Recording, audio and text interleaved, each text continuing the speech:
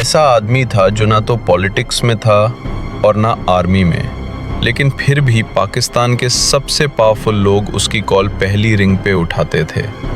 इसका नाम मीडिया में रेयरली आता था, लेकिन जब आता था तो लोग कहते बस अब कुछ होने वाला है। वो शख्स था सेठ आबिद। पुराने लोग कहते हैं कि 1960s और 70s में जब कराची के पोर्ट्स पे कस्टम्स का राज था तो तब सेठ आबिद का अपना राज था।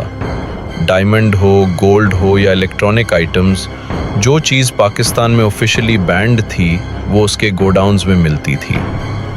और अजीब बात ये थी, पुलिस पकड़ती नहीं थी और कस्टम्स रोकता नहीं था। क्यों? किसी को नहीं पता, या शायद सबको पता था लेकिन कोई बोलता नहीं था। फिर एक दिन न्यूज़ आई कि सेठ आबिद ने इंडिया से न्यूक्लियर इक्विपमेंट स्मगल करके पाकिस्तान को ला दिया है।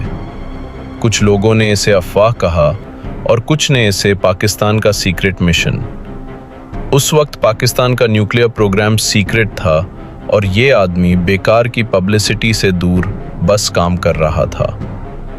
सुना है वो मस्जिदों में दान देता था, गरीबों के लिए हॉस्पिटल्स बनाता था, लेकिन अपनी तस्वीर कैमरा पे कभी नहीं देता था। एक तरफ स्मगलिंग का किंग, दूसरी तरफ चैरिटी का हीरो। और जब 2021 में उसकी मौत हुई तो तब भी लोग कंफ्यूज थे कि क्या वो एक क्रिमिनल था या एक नेशनल हीरो। शायद वो दोनों था, या शायद सच अब भी छुपा है। आज भी जब पाकिस्तान के पुराने बिजनेसमैन कहानियां सुनाते हैं तो सेठ आबिद का नाम आता है और कमरे में एक अजीब सा साइलेंस हो जाता है। अगर आपको ये कहानी इंटरेस्टिंग लगी, लाइक बटन दबाइए, कमेंट करके बताएं आप सेठ आबिद को कैसे देखते हैं, हीरो या विलन।